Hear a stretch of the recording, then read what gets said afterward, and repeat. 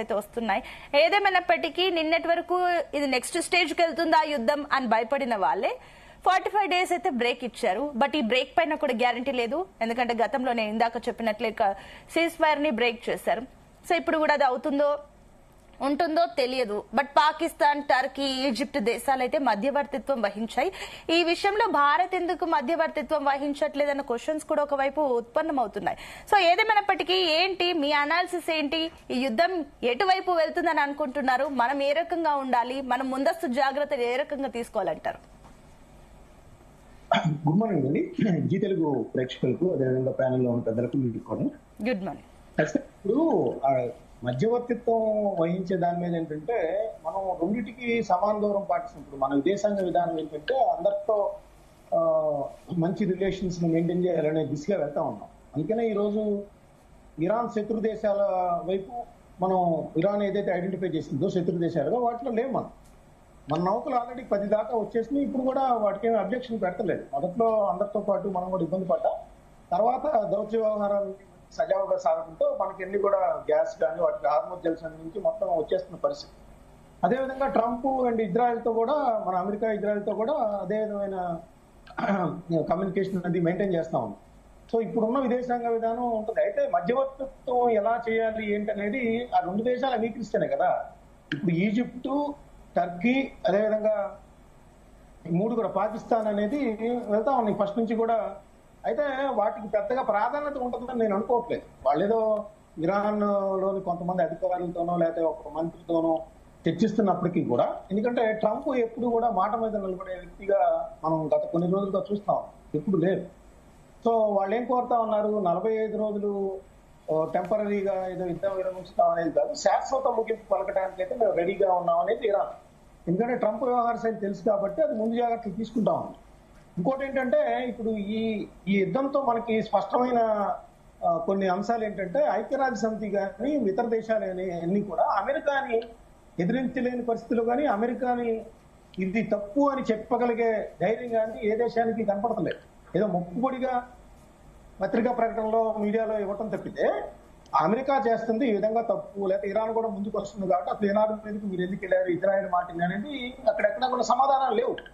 ఇప్పుడు ఆయన ఏమంటారు, హార్మోజ్ కలిసింది కానీ ఆ తెరవకపోవటం కానీ, లేదంటే నాటో దేశాలు కలిసి రాకపోవటం కానీ, అమెరికాలో స్వదేశంలో ఆయనకి వ్యక్తమవుతున్న నిరసనలు కానీ, ఇవన్నీ కూడా ట్రంప్లో తీవ్ర అసంతృప్తిని, అసహనాన్ని రేకెత్తుతున్నాయి. ఆయన నిన్న వాడిన పదజాలం కానీ, ఆయన ఇరాన్కి సంబంధించి కానీ నరకం చూపిస్తామంటాం కానీ, వాళ్ళు కూడా అక్కడ ఉన్న 9 కోట్ల మంది కూడా ప్రజలే కదా, వాళ్ళందరికీ నరకం చూపిస్తారుగా మీరు ఉంది.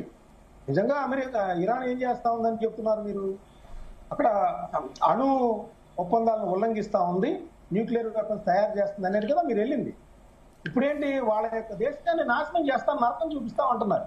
అంటే తప్పుదో పట్టింది కదా వారు. అంటే వాళ్ళు లొంగిపోకపోతే మీ ఇష్టం రాజ్యంగా వాళ్ళకి నరకం చూపిస్తారండి. ఆల్రెడీ పిల్లల మీద బాంబులు వేశారు, నిన్న యూనివర్సిటీ మీద బాంబులు వేశారు, సివిలియన్స్ కూడా చచ్చిపోతా ఉన్నారు. ఇంకా ఏమంటే వాళ్ళు ఆల్రెడీ ఎయిర్పోర్ట్లు కానీ ఎయిర్ బేస్లు కానీ రైల్వే లైన్లు కానీ అన్ని కొలాప్స్ చేసేసారు, అక్కడంతా డెస్ట్రాయ్ చేసేసారు ఇరాన్లో. ఇప్పుడేంటి, ఇవాళ సాయంత్రం లోపల 8 గంటల లోపల కనుక వాళ్ళు లేకపోతే అక్కడున్న ఎలక్ట్రిసిటీకి సంబంధించి కానీ ఇంకా బ్రిడ్జిల్ని కానీ మొత్తం నో బ్రిడ్జ్ డే నో ఎలక్ట్రిసిటీ. అంటే ఎక్కడికి వెళ్తా ఉన్నారు వీళ్ళు? అంటే వాళ్ళ అసహనం అసంతృప్తి కోసం వెళ్తా ఉన్నారా, యుద్ధం చేస్తున్నారా, నిజంగా అక్కడ అణు ఒప్పందాలను ఉల్లంఘిస్తుందని లేదా న్యూక్లియర్ వెపన్స్ దాచిపెడుతుందని వీటి కోసం చేస్తా ఉన్నారా? ప్రపంచ ప్రజలకు సమాధానం చెప్పాలి. ఎందుకంటే అమెరికా పట్ల ఇజ్రాయెల్ పట్ల వాళ్ళు చేస్తున్న అంశాల పట్ల ఇప్పుడు అందరూ ఇదిగా ఉన్నారు. ఇరాన్ కొన్ని అంశాలు తప్పు చేసి ఉండొచ్చు, కానీ వాళ్ళు యుద్ధం కొనసాగిస్తున్న తీరునైతే అందరూ ఆలోచించుకుంటా ఉన్నారు. ఇప్పుడు యుద్ధ నీతి అనేది ఒకటి ఉంటుంది కదా, యుద్ధ నీతి అనేది లేకుండా మేము మొత్తం ఇరాన్ ని తుడిచిపెట్టేస్తామంటే వాళ్ళు కూడా ఇరాన్ కూడా అదే విధమైన ఆలోచన చేస్తే ఎక్కడికి పోతారు? ఆల్రెడీ ఇరాన్ కూడా చాలా దేశాలతో హార్మోజ్ జల్సన్ విషయంలో కానీ కొన్ని ఇతర విషయాల్లో కానీ కొన్ని సహకరిస్తా ఉంది కదా.